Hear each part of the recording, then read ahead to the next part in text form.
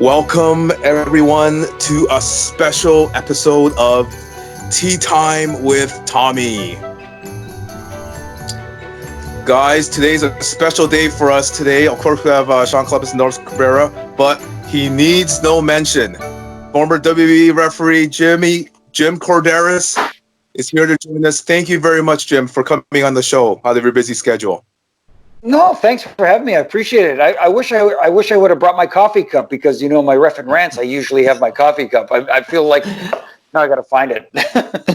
My apologies. I didn't want to bother you too much with the email information, so I was just thankful. It was an honor to have you on, so I didn't want to bother you too much with more information. But next time, if you come on, for sure, we'll have tea, all of us together. Cool. So, yeah. Awesome. So let's get right into it, Jim. So, like, first question I'd like to ask, so you had an illustrious 22-year career in the WWE. I just want to ask you, first question is, who was like the best wrestler you've ever, like, I know it's a little question, but best wrestler you've ever seen that you ever God, see, that one's tough because, you know, I have like criteria for different things, like who's the best high flyer I've ever seen, who's the best storyteller in the ring that I've seen, and who's, you know, man, to try and narrow it down to one overall best ever.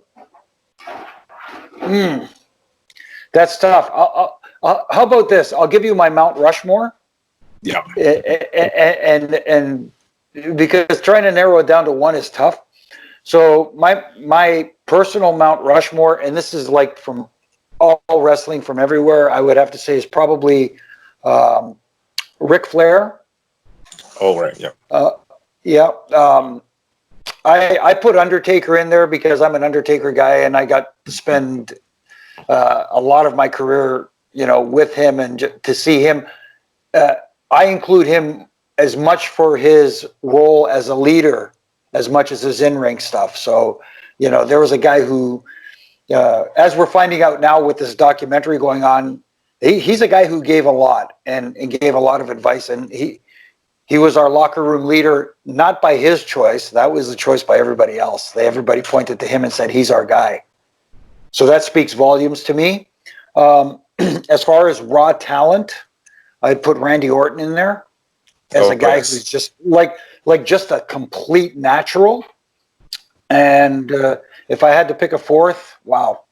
With all due respect to the best there is, the best there was, the best there ever will be, I got to put Shawn Michaels in there because he was like, he was incredible. Even through his times when he was, let's just say, a handful backstage. He was again just so good. But there's so many names you could throw in there, man. You could put.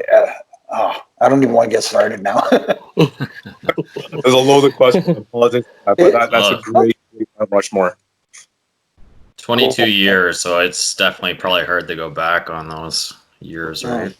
Yeah, lots of experience. And getting to see so many different and get actually honored to get to work with so many great talents, like guys that I'd watched before I got into the wrestling business, with guys I got to see get into the wrestling business and flourish. And like you look at good Canadian kids like Edge and Christian and stuff like that, getting to see them from the beginning and develop and mature into what they became. Man, I've been blessed. I have no complaints, man. None. Absolutely. Go ahead, Norbs. Go ahead. Hey, Jim. I just have a couple of questions. One, what, like, you know, the WWE talent, you know, travels almost every day on the road. What are your fond memories, if you have any, of your travels with WWE from city to city down the road? Oh, the travels are almost as much fun at times, as grueling as the schedule was. So the travel was almost as much fun, because what happens is you end up, like for myself being a referee and also on the ring crew at the time, you kind of, you know, everybody gets a car together, like the talent themselves They have to rent cars and drive if there's not a bus. That, like, overseas trips were easy because you fly overseas, buses take the talent back and forth, so it's a little easier to travel there, even though you're overseas. In North America, basically, you fly into wherever the first town is, you pick up a rental car, you get together with your crew, whoever you travel with, and you guys travel down the road together, and you make your shots that way. And it's always easiest when you travel with your best friends. Makes it easier, and you have fun in the car, and everybody amuses themselves in different ways, whether it's playing little games as you drive along, just having conversations, talking about business, talking rumors, gossip. It's what everybody did, you know what I mean? And we were no different as referees and the crew. So my car was basically our car was basically myself, Tony Chimmel, Larry Heck became like the third member of our Three Stooges, and then the fourth seat always rotated. Like sometimes it was Kyoto, sometimes it was Hornswoggle, sometimes it was somebody else. But the three of us were our mainstay, and we enjoyed each other's company. We had fun traveling together, even when it was a long drive. We made it enjoyable. That's pretty incredible. Yeah, So, John. Jim, I know you've worked with the greatest legends over your career, but I'm sure there's probably that one ultimate dream match that you'd want to referee. If you could pick one ultimate match with either your choice of a legend or current superstar, who would be in that match, and what type of match would that be? Oh man, that's a tough question. And I'm looking across all boundaries here too.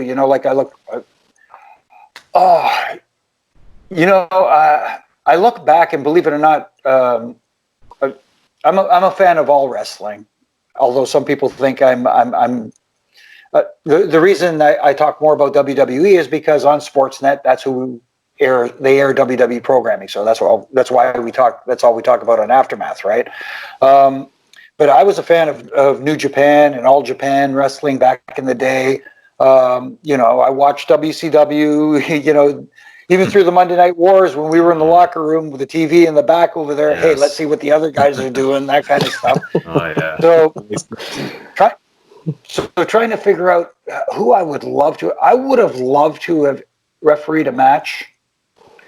I say this all the time. Bruno Sammartino, because he was that figure before Hulk Hogan, and man. Maybe him against like someone like an Antonio Inoki, if you want to go old school. Someone from that I never had a chance. Like with Bruno, I got to meet him, but at the time he was an announcer. He was doing commentary for WWE. Wow. He was wrestling at the time. So I had the pleasure of meeting him, and a great gentleman.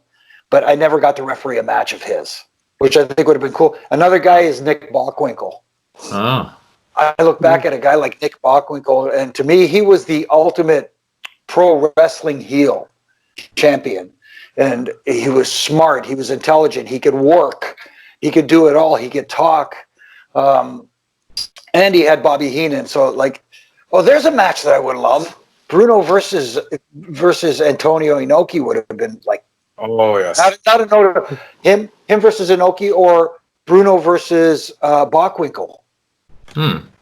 That would be the ultimate babyface versus the ultimate heel. Not what I expect. When I was thinking of this question, I was like, there's probably so many wrestlers that you've reffed matches for over your career, and I was like, is there anyone that you probably haven't reffed? So that's definitely a good answer. And if you go new school, I know people are going to say, oh, this is, but I'd like to work with guys like Roman Reigns. If it was possible, but him with guys like Randy Orton, him with guys, you know what I mean? Like mix that old school and new school kind of together, if that makes kind of sense. Yeah.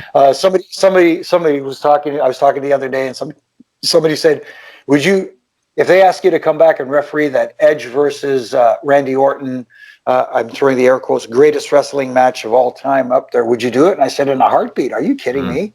Mm-hmm. Guys like that, yeah. So Wow, those are Nick Bockwinkel, WWE legend. Absolutely, Jim. Absolutely. I have my question is basically it's like kind of like it's like a loaded one as well. But like, what is the difference from your illustrious 22-year career being a referee and now working at Aftermath? Like, do you feel there's like similarities, differences with both, or like what is the difference and similarities? Difference is now I'm as a referee. Okay, let me start with that because all those years, the role of a referee is to be a part of that story, is to help the guys in the ring tell their story, and the referee is not the story unless he's kind of incorporated into the story. Do you know what I mean? And incorporated in a way so that those guys are telling their story, and he should be invisible until he needs to be visible. Because the referee is not the story of the match. It's the guys in the match that are the stars. They're the ones that are selling tickets. The referee doesn't sell tickets. Now transitioning into broadcasting and being an analyst, it's similar in a sense that I'm trying to accentuate what's going on in the ring and bring light to the things that I see. But at the same time, I'm that voice giving my opinion on it, as opposed to being more in the background and being more invisible, if that makes sense. So there's the biggest difference. I'm still trying to help them tell their story with going on and saying, well, this match, this is what I saw and that kind of stuff. But now I'm more vocal about it as opposed to being in the background trying to help tell that story in a silent kind of way, if that makes any kind of sense whatsoever. We'll put you. It makes total sense. I know the ref has to kind of be humble in the ring because you're communicating between the production and the wrestlers, but you can't let the audience know that. So that's big talent in doing that. It's a challenge because again, you don't want to be overly overt when you're passing on time cues or whatever.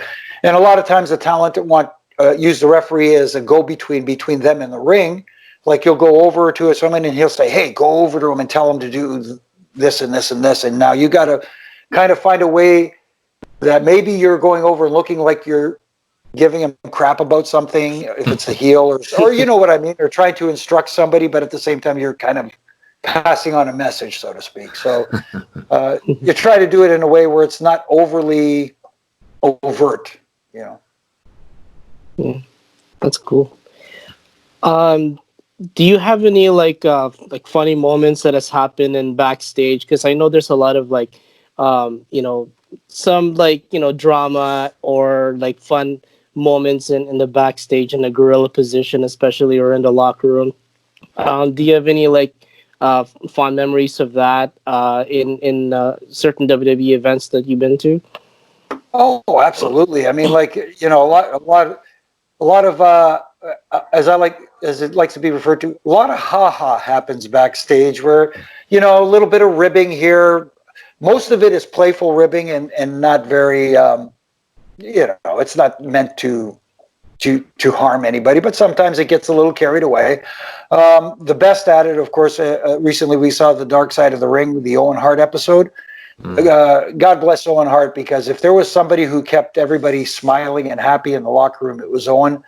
Probably played the greatest rib of all time on none other than Vince McMahon, where I don't know if you remember a long time ago, they had that hog pen match between I remember that. Triple H, Hunter Hearst. Yeah, Hunter Hearst Helmsley versus Henry Godwinn. And so we're in the back and we're waiting for the arrival. They were bringing livestock. They were bringing these pigs that they were going to have live pigs running around and stuff like that. So the truck shows up with the guy delivering, and he just said, where do you want the pigs? And Owen happened to be there, and he says, I got this. Hey, guys, follow me. And we're like, it's Owen. We're going to let him do it. I don't know. He's got experience. Whatever. So Owen leads these guys, and he leads these pigs, and he takes them down and takes them over. He says, right in this room right over here. We're looking at the sign on the room. It says Vince's office.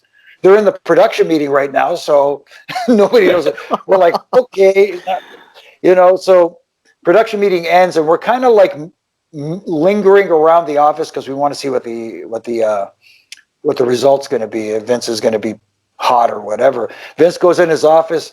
Not even a minute later, he comes out. As soon as he opens the door, he starts yelling, "Owen!" He knew right away. It's almost like he knew right away. Nobody else would have the grapefruits, as they say, to do something like that except Owen. But as he was yelling out Owen's name, he was smiling at the same time. So you could never get mad at the guy. That is awesome. I just want to add real. Sorry, Sean. I just want to add real quick, Jim. Yeah, God bless Owen Hart. And I also watched that episode. You did an amazing job. You were in that episode, so kudos to that episode of Dark Side of the Ring. But I just wanted to say that. Sorry, Sean, to cut you off. Go ahead. Yeah, no, I was going to actually mention that too, because it was probably a tough subject to go back to. But like, it's such his career. Everyone should go and appreciate what he's done, and it makes you want to go back and watch those matches with Owen Hart, and such a great wrestler over the years. And you talk about someone who's a natural, and of all the Hart brothers, Bret got the most recognition, but I think Owen was the most naturally gifted of them all. And he was a high flyer too, and I think in that episode, it was mentioned that he was just getting started. He had a lot of potential where he could go in the next upcoming years.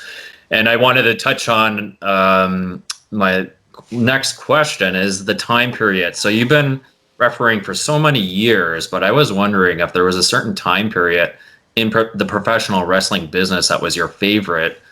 And I know it's covering over 20 years, right? So there's the Attitude Era and then the early 90s, mid 90s. But if there's a certain time period that you really enjoyed working in.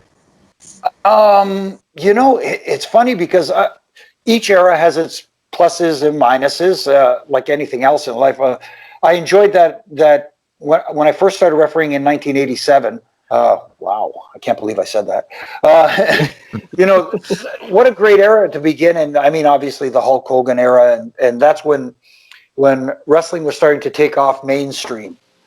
And that was a great time. You had Randy Savage, you had Ricky Steamboat, you had Roddy Piper, you know what I mean? Andre the Giant, and these legends and these larger than life people. And then, through the years, the Attitude Era was fun.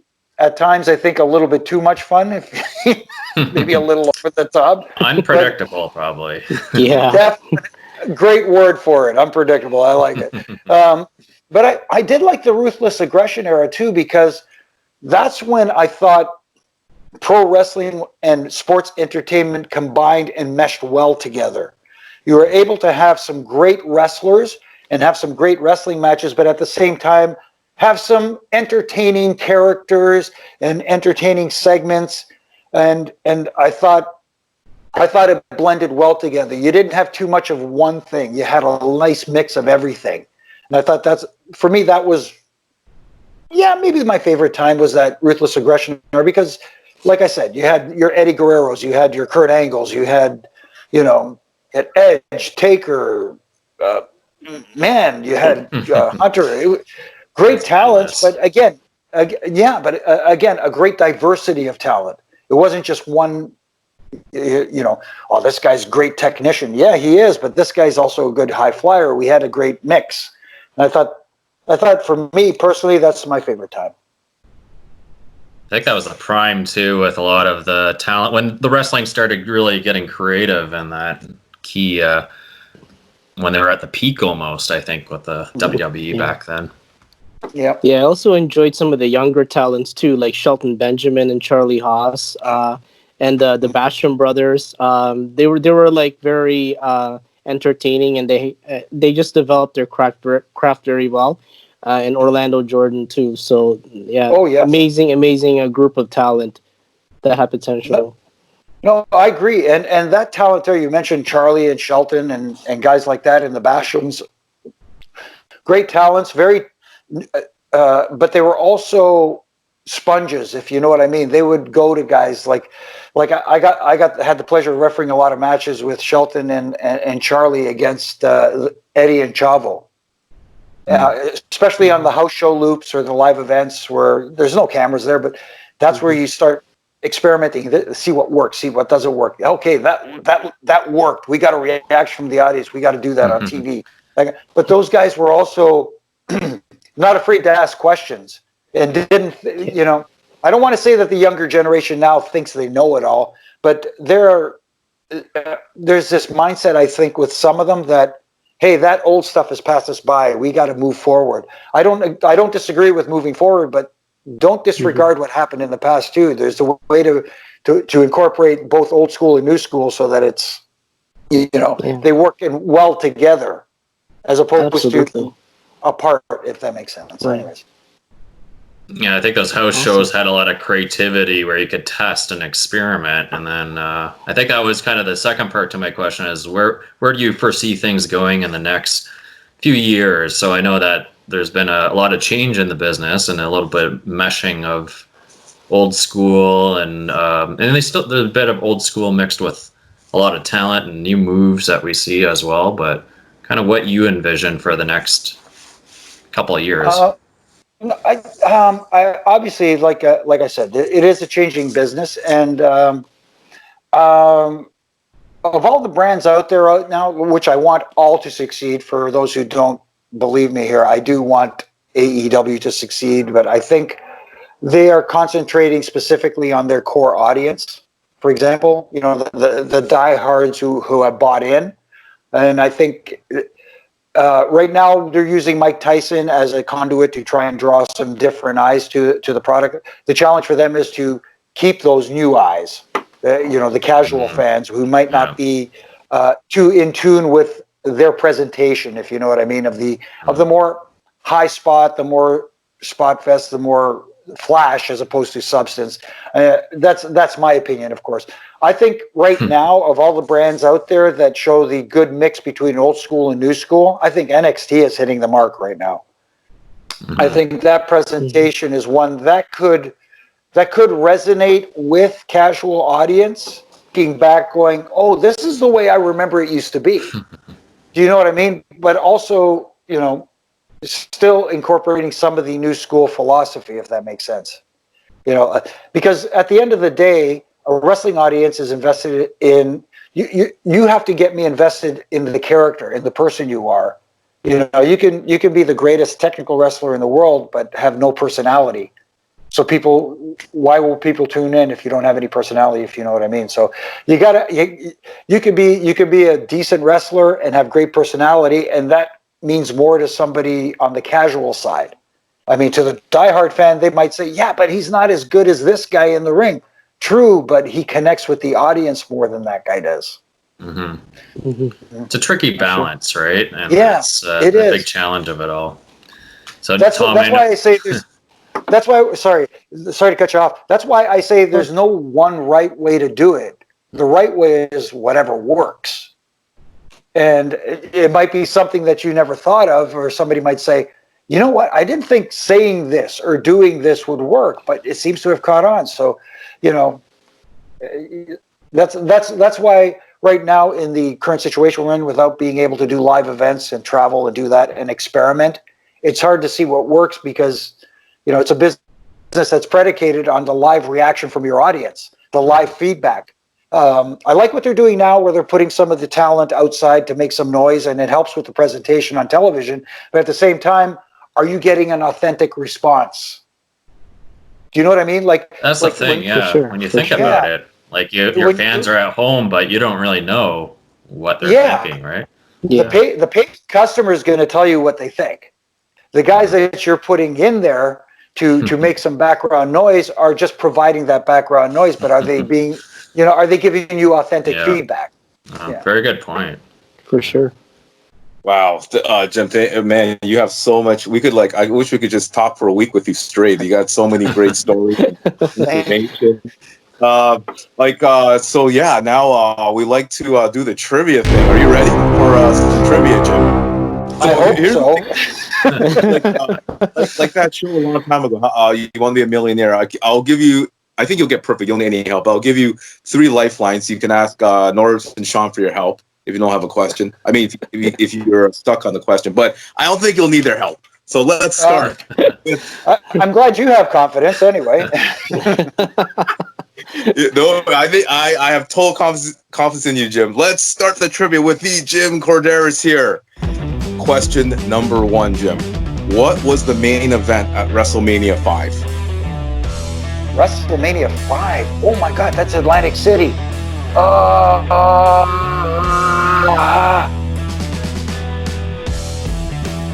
Was it Hogan Savage? Boom.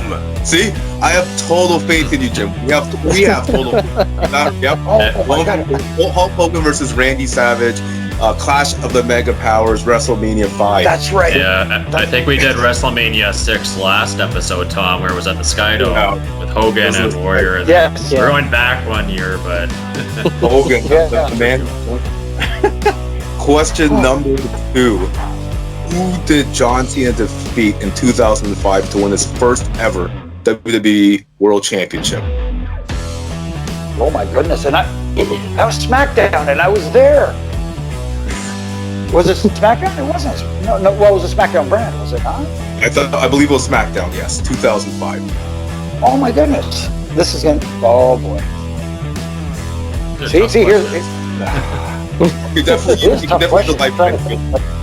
definitely ask. ask Norbs first. Yeah. Yeah. Okay. I'm gonna use the lifeline here. Or should I? You know what? For me, I don't care if I score perfect or not. I'm gonna take a shot at Kurt Angle. Oh, it was a very good guess, Jim. It was actually JBL, John Bradshaw Layfield. Cena defeated him. Yeah. Oh, that's right. I should have known that. That's right. All good.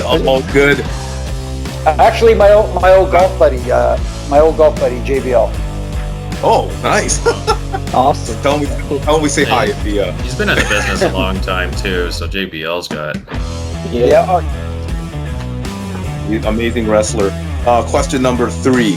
What was the first WrestleMania that took place outside of the United States? The first WrestleMania that took place outside of the United States.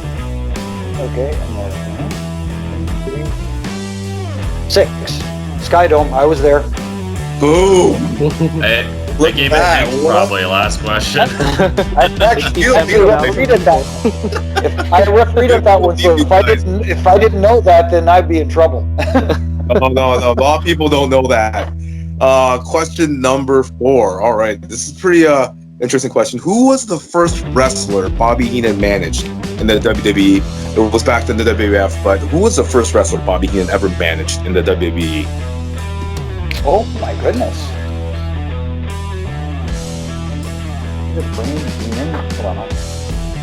Freddie Blassie was good. So I'm trying to think because, you know, at the time when they actually had managers, there was Lou Albano, there was Classy Freddie Blassie, and Bobby Heenan were the 3 main, and the Grand Wizard. Right. Wow. Okay, I need a lifeline here. I'm going to need a lifeline. Oh. Go ahead, Norm. That's a tough one. Yeah, that's a tough one for me too. I'm taking a wild guess and say King Harley Race. No, it's you know what? Jim is a special guest. I'll give you guys one more chance, one more guess. Okay. Any 3 of you can like. I'm going to go with Harley Race. Oh, it was Big John Studd. Oh my goodness! Really? See, Big once you John get the answer, you go to yourself. Ring, yeah. You gotta, yeah. It was, That was a great talk. I wouldn't have got this in 10 tries, Jim. It was actually it was against Andre the Giant. It was a body slam match. I believe it was WrestleMania 1 or 2 against Big John Studd. But moving on, doing great. Here we go. This is, I don't think you need a lifeline for this. Oh, what moniker was Bret Hart given? That moniker that he's known for. Oh, of course, the Hitman, or the best there is, the best there was, the best there ever will be. I'll give you that. You got it right. Do you know the other one, Denzel? You said it at the beginning of the show when you mentioned. Oh, wait a minute. There was. Oh, I'm trying. Oh, wait. Give me a second here. Okay, obviously he was the Hitman. Oh, there was. Oh, this is gonna drive me nuts now. And then You get. Yeah, hit me with it. Go. The excellence of execution. Execution, yes.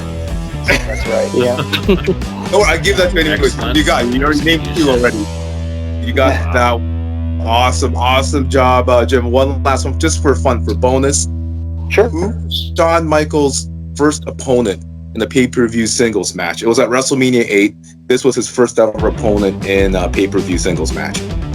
Oh. Wow. At WrestleMania 8? Was it Marty Jannetty when they split up, when he threw him through the barbershop window? No, that was a very good guess.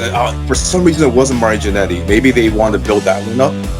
No, I'll give you another guess on that. And then if you wanna, if NORBZ and Shawn want to come in, I want them to come in. And I'm digging back in the archives. I'm wondering if he was a good guy back then, or what was that one he broke? Good guy.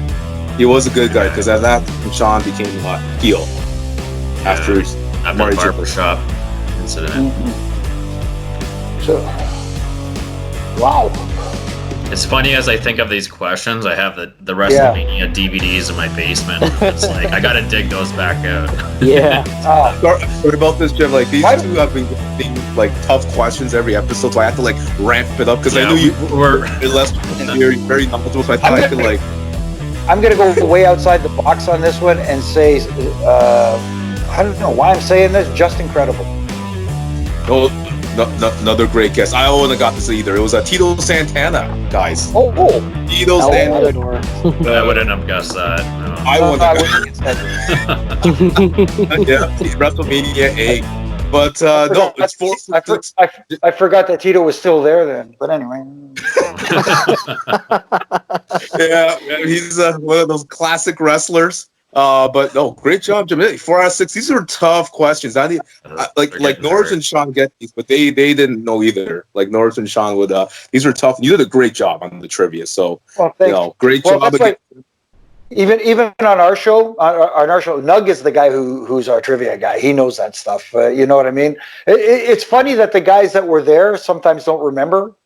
Like I like to attribute it to too many ref bumps.